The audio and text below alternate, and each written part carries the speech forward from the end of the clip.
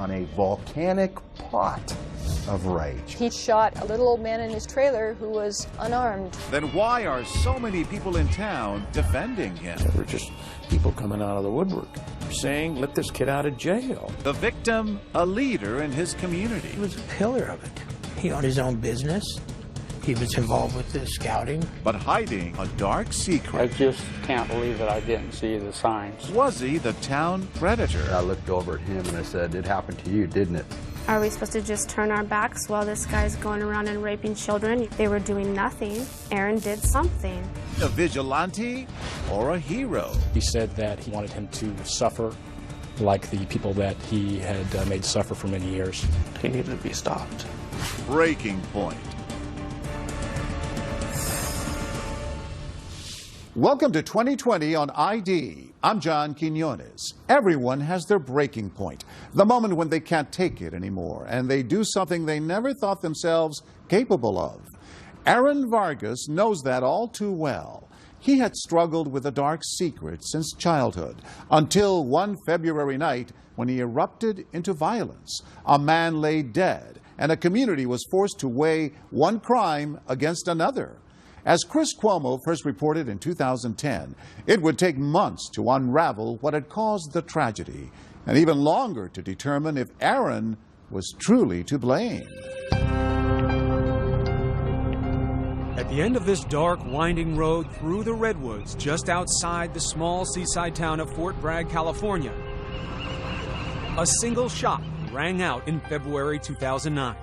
911, what are you reporting? A frantic call comes in from a woman who says her husband has been shot. Sergeant Greg Van Patten, a detective with the Mendocino County Sheriff's Office, races to the scene. So I received a phone call from the Mendocino County Sheriff's Office Dispatch Center. 1016, go ahead. And in the call, they relayed to me that a homicide had just occurred in the Fort Bragg area. At this trailer nestled in the woods, sheriffs find 63-year-old Darrell Ray McNeil lying on the floor. Standing nearby is Darrell's wife, Liz. Lead investigator Dustin Lorenzo. She was extremely emotional, crying, upset. The scene surprisingly contained and immediately odd. McNeil is dead from a .44 caliber shot to the stomach. No signs of struggle or burglary, just an antique ball and cap black powder revolver laid neatly in pieces on a countertop. McNeil's wife, Liz, who made the 911 call, tells investigators 32-year-old Aaron Vargas, a man she's known for decades, is the lone gunman. Her and her husband were watching a movie. They had a knock at the door. Darrell answered the door. During the conversation, she heard Aaron telling Darrell that he'll never do this again to anybody. And then a shot rang out. Darrell fell back into the trailer, and then Aaron entered into the trailer. Aaron, she tells them, is a close family friend. They used to be neighbors when Aaron was just a boy. His best friend, Michael, is Darrell's son. But now Aaron Vargas appears cold-blooded.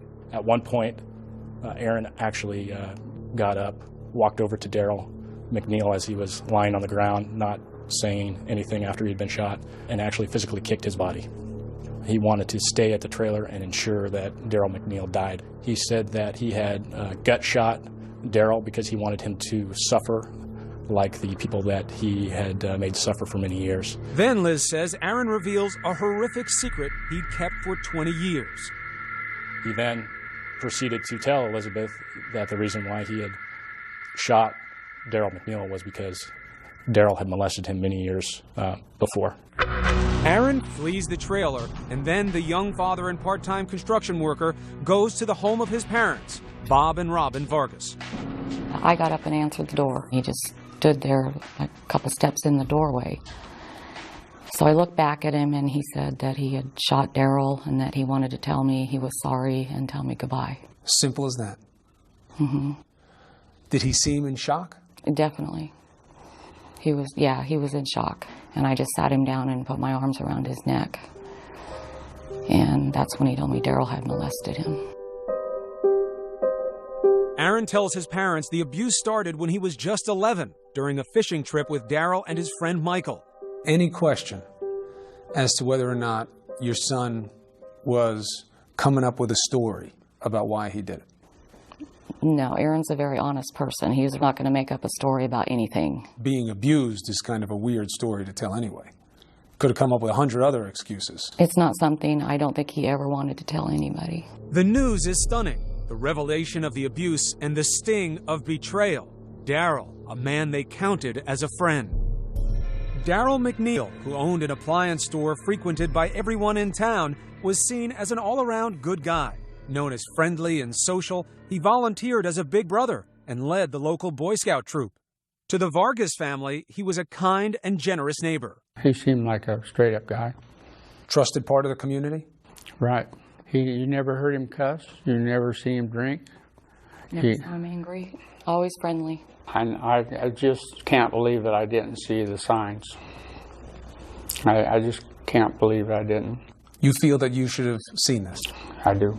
But the same man now confessing his haunting past is barely recognizable from the son they know. Has your son ever been violent in the past? Do you know him to have a reputation for violence? No. Anyone that knows Aaron will tell you he's a sweetheart. Gunplay is not something that has been in his life as a way of expressing anger? No. So this was an extreme thing for him to do. Very extreme. His parents say Aaron had everything in front of him. A baby girl he adored and a fiancée he was preparing to marry in just 2 weeks. Why, they wondered, had he risked all that? I told him, why didn't you come to me? I hollered at him. I was upset. I said, who's going to raise your daughter? Who's going to take care of her family now? But while the questions behind the mysterious slaying mount, flashing lights of the sheriff's investigators appear at the end of the driveway. A figure in the darkness started to approach the patrol units, and at that time they recognized that it was Aaron. They went ahead and ordered him to the ground and effected an arrest. At the sheriff's office, Aaron, according to investigators, is not nervous. He was cool, calm. He was normal, just like you'd speak to anybody else at 11 or 12 o'clock at night. Investigators smell alcohol on his breath. Aaron, they find out, is heavily intoxicated. I sat down across the table from him, and I began reading his rights. You have the right to remain silent. Do you understand? I'm going to use that one. He interrupted me about halfway through and stated he didn't want to talk to me and would like to speak with his attorney. Aaron is booked that night and charged with murder. As he sat inside a county jail, his inner circle of friends and family learn of the shooting and the secret relationship between the two men. Aaron's younger sister, Mindy, gets the call late that night. My mom got on the phone and she said that Darrell was dead and that Aaron had just been arrested and that Darrell had abused him. Could you believe it? No. I was a total shock. Aaron is probably the kindest, most selfless, compassionate person I know. But this wasn't just about childhood abuse. You have to ask yourself, why did the violence happen on that day and in the way that it did? When we come back, a phone call from out of the blue changes everything. This town will never be the same. Stay with us.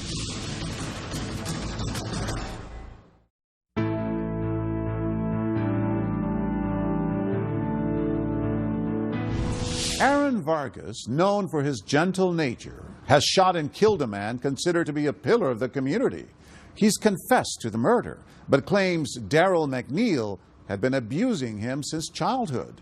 What really happened between the two men, and what caused Aaron to snap? Here again, Chris Cuomo.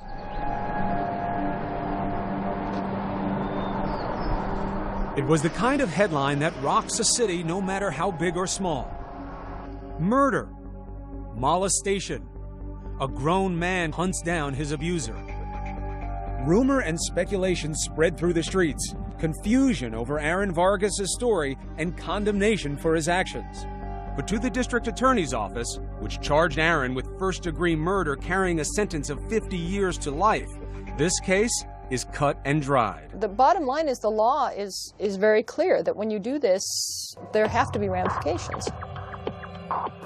But Aaron Vargas says killing Darrell was the last thing he ever wanted to happen. Chris, how you doing? Pretty good. Have a seat. He sat down with 2020 to tell his story. Do you remember what kind of kid you were? Were you a happy kid? I was a happy kid up until around middle school. It's when I went fishing with my friend and his dad. What happens? A lot of different things happened. That you never expected. Right. What sense did you make of the situation? I'm still trying to make sense of the situation. Aaron says still, because as shocking as it sounds, he says the sexual abuse never ended. Up and through his teens and into his 20s, Vargas says Daryl McNeil used drugs and alcohol and the shame that Aaron felt to keep him under his physical and emotional control. And how often would it be? Maybe a couple times a year. And what happened? On a fishing trip, again. And we were drinking. And I was half asleep, probably almost sleeping, and he kept rubbing my leg, you know, trying to get a hand on my junk. And finally I got mad, and I kept telling him, no, stop, don't do it, and he kept trying. And how did you see him? Was he your friend? Who was he? He was like a friend. I mean, sometimes he'd be normal. He'd just go fishing. It'd be fine. Nothing would ever happen. And then he'd just have another side of him come out. And what was that other side? How would he change? He would just be persuasive and needy and persistent, and he would just wait until you were totally plowed. He'd get you real drunk and try to take advantage of you. And when that moment came where he would put himself on you, you would just zone it out. Sometimes I'd just be like, hey, don't, you know, and he'd just be like, oh, just let me do this to you really quick, and then I'll leave you alone. You know, he'd say whatever he could. When he would make sexual advances, when that's where this would go, in your mind, did you feel this is right, this is wrong? I know it's wrong. And then afterwards, how would you feel? Just shameful. Aaron says he used binge drinking even when he wasn't with Daryl as a way to escape the embarrassment. He was arrested on several DUI charges and couldn't hold down a job. Aaron's family saw him struggling too, but never understood why. Everything would seem fine, and he'd have a job, he maybe had a girlfriend, he seemed happy, had it together, and then all of a sudden it's like his whole life would fall apart. And my family and I would discuss it at times, you know, we would wonder what's going on with Aaron. We've seen a little bit of change in Aaron, you know, when he got in his teens, and we just kind of figured it was his teens. What do you believe now was the reason for his erratic behavior and his struggles? It was Daryl coming into his life. It was a pattern of Aaron getting away from Daryl, then Daryl finding him, and that's what would cause Aaron's world to just fall apart. Aaron says no matter how hard he tried to keep his distance from Daryl, the cycle of abuse would start again. He'd find my phone number or whatever, no matter where I went. He'd come around my work and whatnot. He'd call almost daily. Were you trying to push him away? Yes. And he wasn't working? No. And what would it do to you emotionally every time he'd show up, every time he'd call? It would just make me tense up. What do you think it was that kept you from protecting yourself from him? What kind of control did he have? I think I just didn't care about myself. Explain that to me. He just, for some reason, he got to do what he did, and that was that.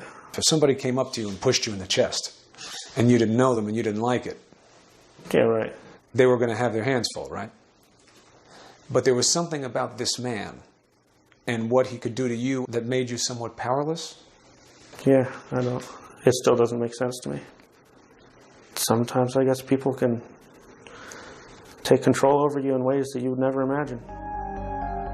And that control is what McNeil thrived on, according to ABC News consultant and forensic psychiatrist Dr. Michael Wellner. Why would a grown man continue this kind of relationship? Unrelenting abuse. And it doesn't have to be happening constantly.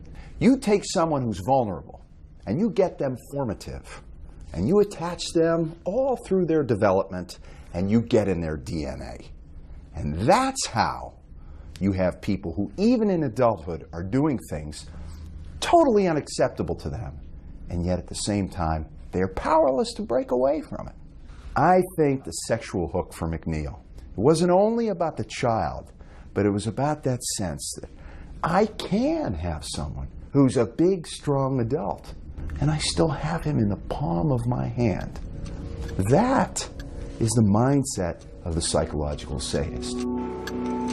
But why, after 20 years, did Aaron suddenly snap? Because, he says, he had a revelation that McNeil might have a new target. his daughter. Seems like he has a plan. Yeah. Aaron was so excited about a baby, and then when he became a father, it was like this whole new side to Aaron that you saw. You know, he's such a great dad, and it was like, wow, this is great. How did becoming a father change you? It made me want to be responsible, want to make myself, the best guy I could be. Aaron says Daryl called asking to babysit. And you feel that she was in danger? I know she was. Because? Just the way he was coming around my house, and there's no doubt in my mind at all.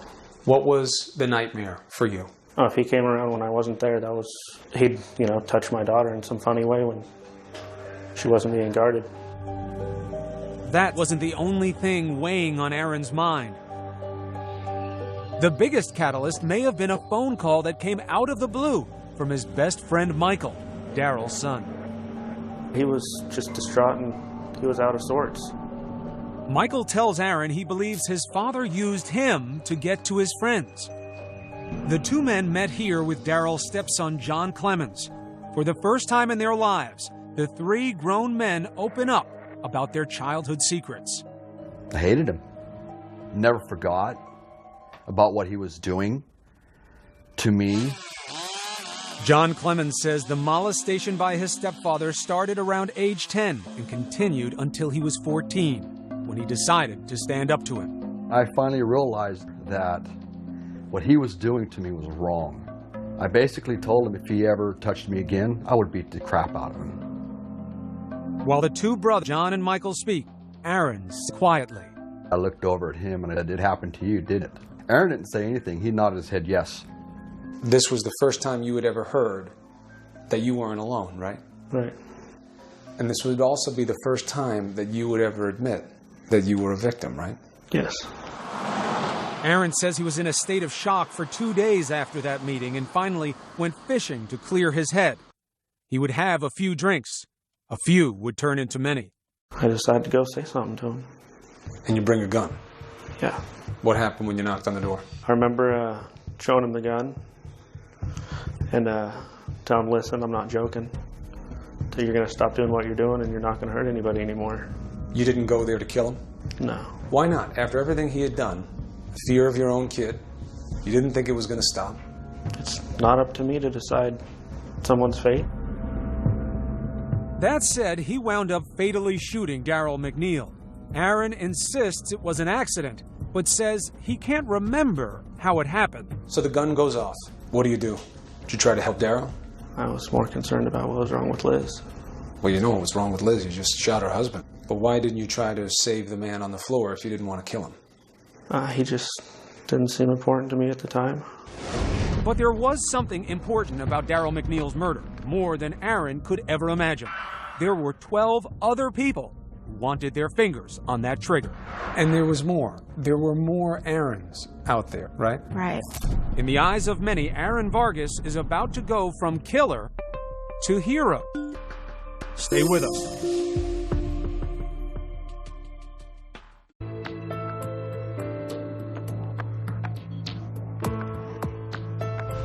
Aaron Vargas has admitted he killed Daryl McNeil, but it soon becomes clear this story doesn't involve just these two men. New allegations are about to surface that'll shock the community. Once again, Chris Cuomo. With Aaron Vargas behind bars charged with murder, investigators and the entire town of Fort Bragg are struggling to grasp his story. That a man named Daryl McNeil had abused him his entire life. Was McNeil really the monster next door? Paul Clark runs the local Century 21 agency where Daryl worked part-time. Hard-working guy. You could ask him to do anything, he'd be there to do it.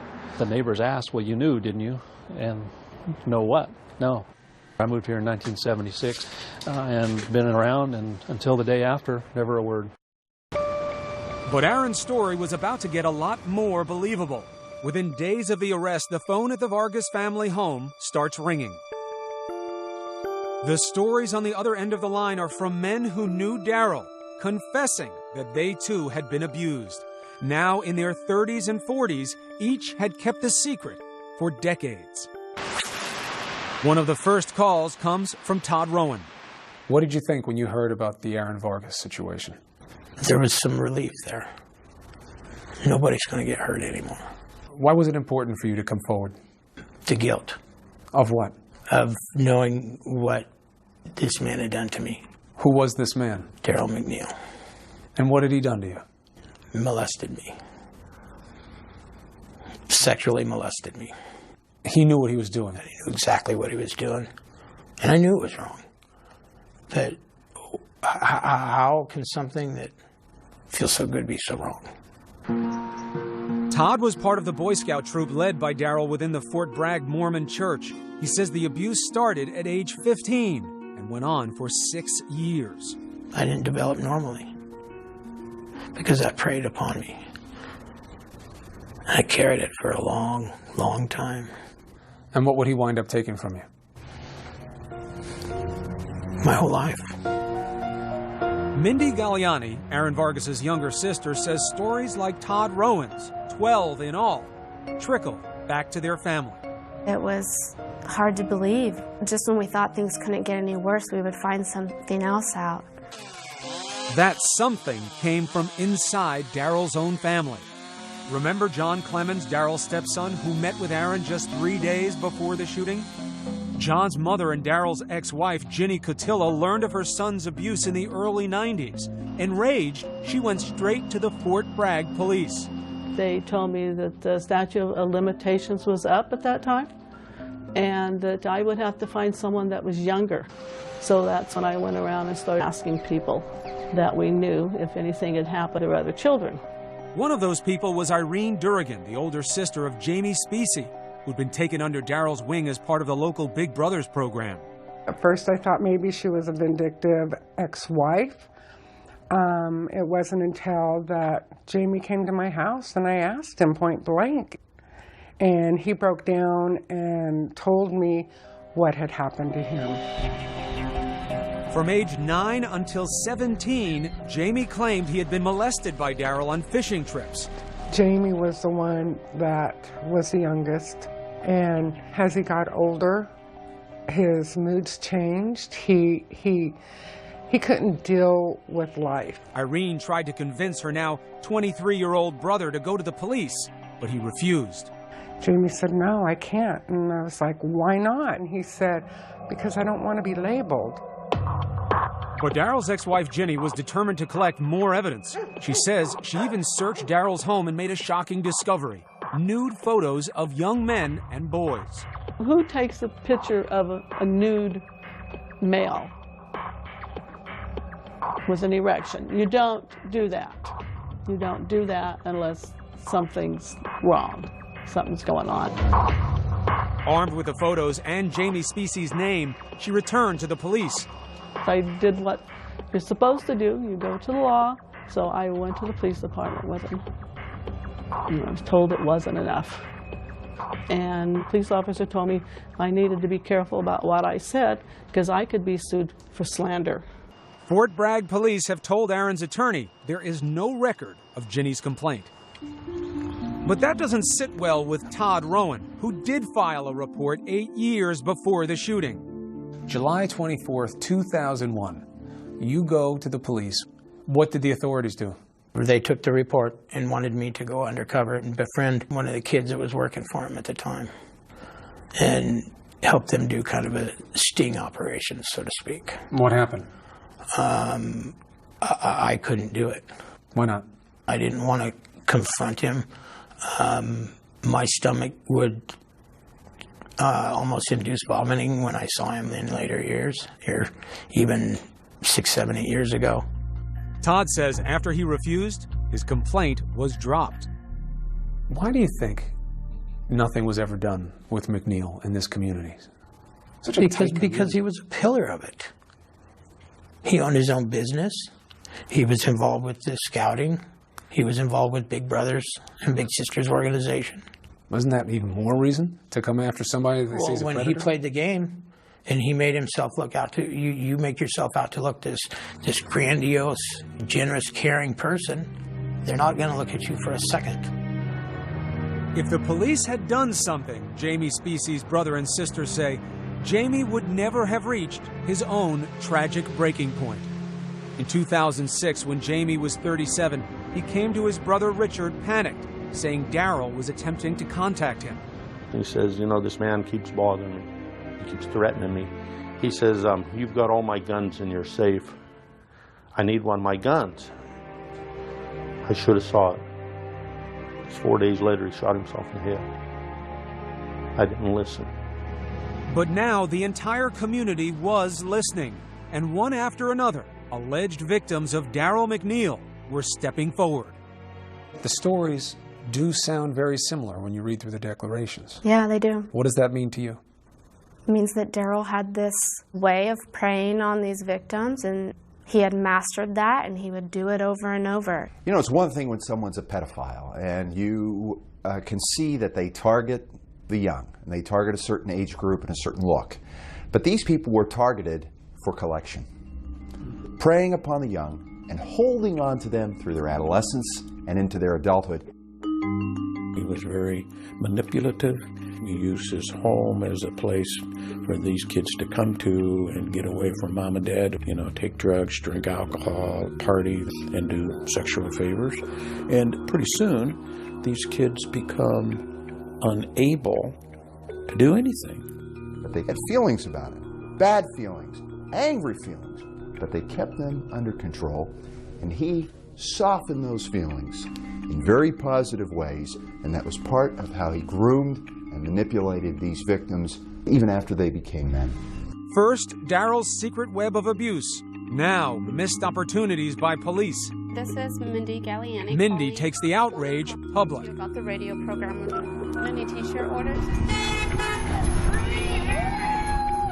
From protests and petitions to media appearances and fundraising, the single mother's grassroots campaign to tell her brother's story takes off.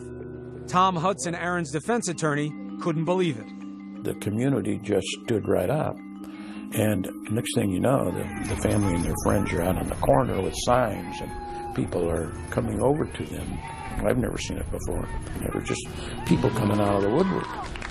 They were saying, let this kid out of jail. They don't think he should have to serve a prison time, that he's suffered enough in his life, that he needs to be able to have his own family and be able to heal. And I think the community, after realizing the number of young men that have come forward, they're in support of him. They don't think he should be a victim any longer. A town once skeptical is now, it appears, backing a murderer.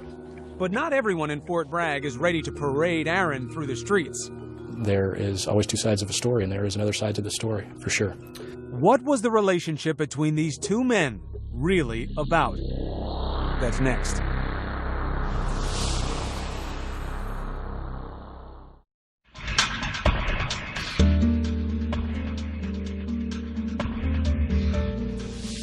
Aaron Vargas has confessed to killing Daryl McNeil. Other men have come forward with new allegations that they too were abused by McNeil.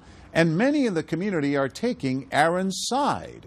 But so far, that argument doesn't sway prosecutors from building a case for murder. Once again, Chris Cuomo. A town up in arms calling for the release of a killer in the name of rough justice against an alleged child molester. But do they know the whole story? It's much more involved than what is led to believe in previous media reportings. It's been one-sided. Sergeant Greg Van Patten, who investigated the case, says Aaron's story of abuse doesn't line up with his actions. We received information that potentially Daryl McNeil and Aaron Vargas were engaged in a consensual adult relationship approximately 2 to 4 years before his death, that they both engaged in this relationship. Was this, they wondered, just a lover's quarrel?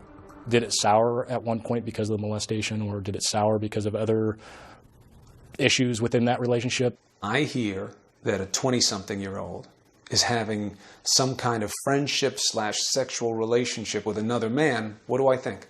You think he's You think he's gay. You think it's consensual. right? Because it usually is, right? Yeah. Was this consensual? No. And as you got older, and there was still a sexual component to the relationship, at any point, was that something that you just wanted? No. Never? Never. Do you understand how that could be hard to understand for somebody? Yes, I do. And why? Why is it tough to understand? Because it seems like you'd be able to stand up for yourself and just get away from the person altogether. If you wanted. Right. But nothing, investigators say, made sense in Aaron's story of that night. To them, this was no accidental shooting. He formulated the intent. He brought a loaded gun with him. He drove approximately 3.8 miles from his residence to Daryl McNeil's residence.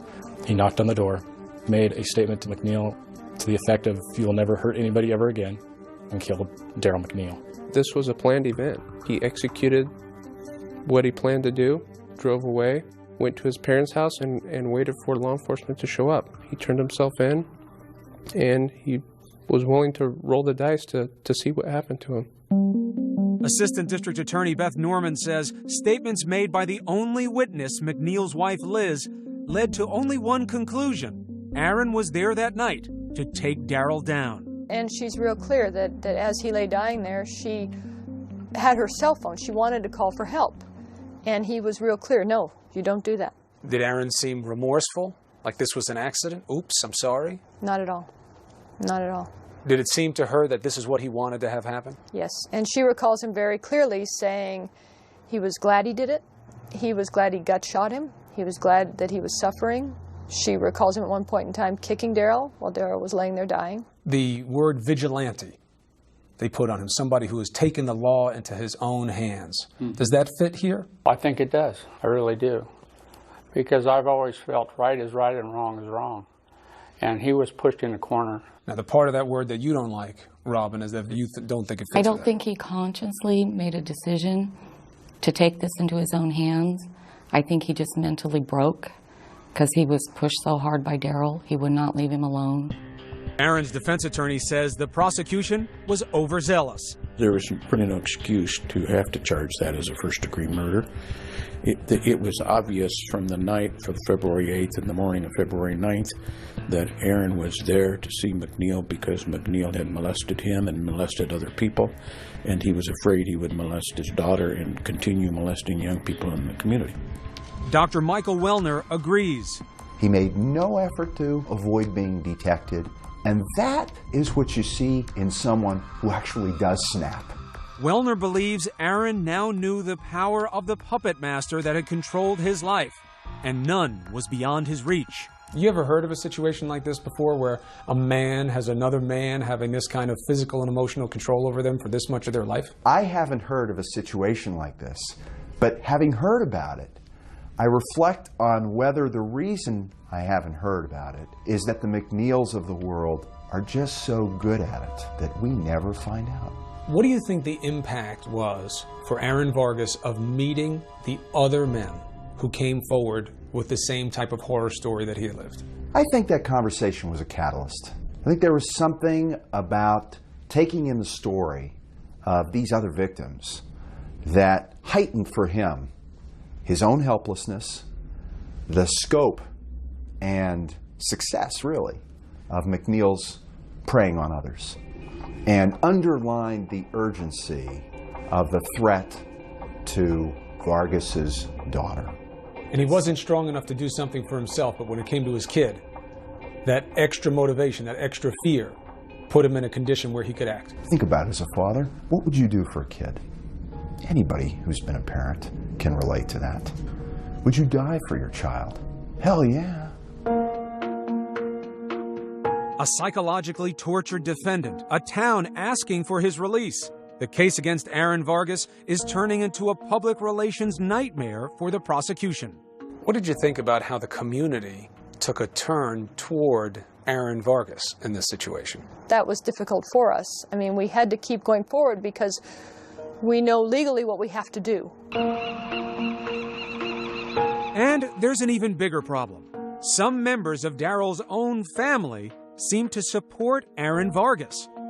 In this letter to the district attorney, even the widow who witnessed the execution asks for the case to be settled.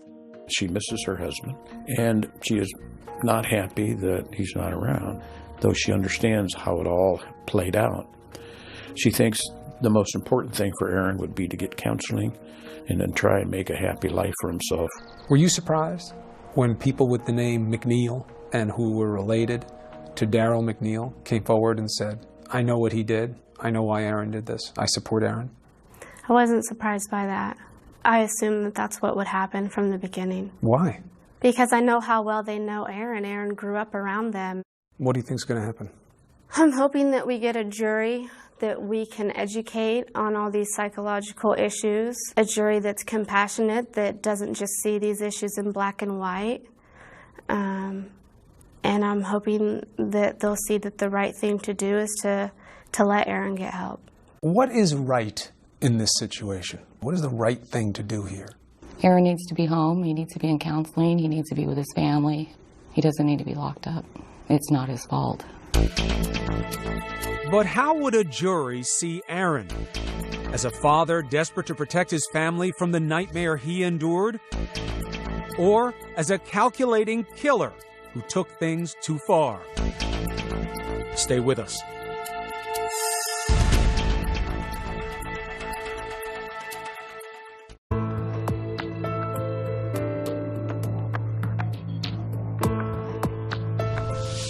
More than a year has passed since Aaron Vargas's arrest for murder. Soon, a jury will have to decide. Is he a vengeful vigilante who gunned down Darryl McNeil in a calculated rage? Or a young man in the grip of a sadistic predator who pushed him to the edge? As Chris Cuomo reported, Aaron's family can only hope that the jury will see the same person they do. So what do you want people to know about your brother? Because the headline reads, man murders a man that he says was his abuser 20 years ago. I want them to know that Aaron was just trying to get somebody to leave his family and other people alone. He was just trying to scare somebody into not abusing kids anymore. You don't think it's premeditated murder? Not at all. If it was premeditated murder, Aaron would have took him out on a fishing boat out on the ocean. And it would have been an accident. 20 years of abuse went by and he didn't try and seek vengeance on this man. He's not a vengeful person. He didn't go over there with the intent for somebody to die. What is the hardest part for you emotionally in seeing your brother in jail and thinking about what might happen to him? That he doesn't deserve it. If it's the case that Aaron was right about everything and Darryl was threatening, we're not supposed to take the law into our own hands. What else are you supposed to do when the system fails to protect you? What other choice do you have? Are we supposed to just turn our backs while this guy's going around and raping children? The people who were supposed to be protecting Aaron and these other kids, they were doing nothing, and Aaron did something. We don't feel that it is right for Aaron Vargas to have come to the decision that he is the judge, the jury, and the executioner when it comes to Darryl McNeil. With feelings so hot in the small town, prosecutors decide getting 12 impartial jurors is a long shot. They drop the first-degree murder charge and offer Aaron an 11th-hour plea deal, voluntary manslaughter, avoiding a life sentence. We allowed him to plead to the manslaughter because we believe his past affected his mindset on that night. This was a solid middle resolution for us. And I think it's something that the jury, 12 people, all 12 would have been comfortable with.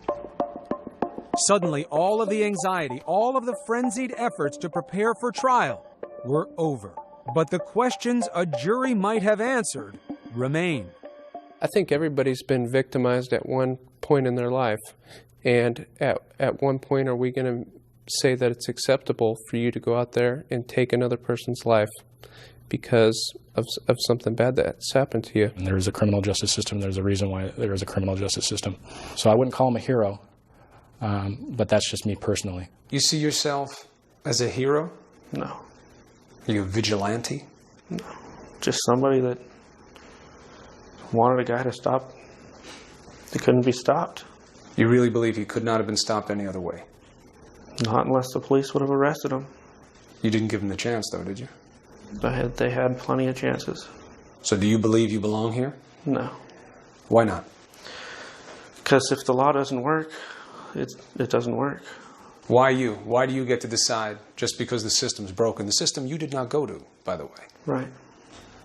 Why do you get to say, well, the system's broken, so I had to do it? Well, like I said, I didn't go there to shoot the guy. I went there to warn him off. But you wound up shooting him. Yeah. Do you regret it? Yeah. Did you feel like this needed to be done? He needed to stop. That's for sure. He didn't need to be shot and killed, but he needed to be stopped. He was actually damaging people, and it wasn't a game anymore, you know? He played his whole life like it was a game. This wasn't going to keep going, and we weren't going to be little puppets anymore. He could receive up to 10 years in prison, or he could walk away a free man. Whenever Aaron is released, Fort Bragg will likely welcome home a controversial hero. When that boy gets out, I'm going up and shake his hand. I'm going to give him a big hug and tell him if there's anything I can do for him. The rest of his life, I'll be there for him. I don't want to praise Aaron for what he did, but Aaron did what he felt was right to save himself. He's still alive. He can go through therapy. He can get the help he needs. My brother's not alive, and all I have is memories. I'm sorry. All I have is memories of Jamie. Some still feel Aaron should have faced a jury of his peers. There's no one that's for sexual abuse. Absolutely no one. No one would ever say that. But the fact that Darrell was murdered without his day in court doesn't set well with a lot of people. How should Aaron Vargas be seen? Is he a hero? No. What is he? I think he's somebody who acted out without thinking. He took a loaded gun and shot a little old man in his trailer who was unarmed. I don't know how that's a hero.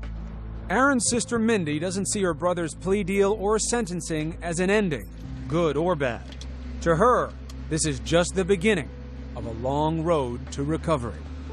Darrell got off easy because his victims are still here and all their families are still here. And there's a lot of pain that's still going on. It's just something that they'll have to deal with for the rest of their lives. I think he got off easy. We're having to deal with his mess. Aaron Vargas was sentenced to 9 years in prison. He unsuccessfully appealed that sentence and is scheduled to be released in 2017. I'm John Quinones. Please join us next time for another edition of 2020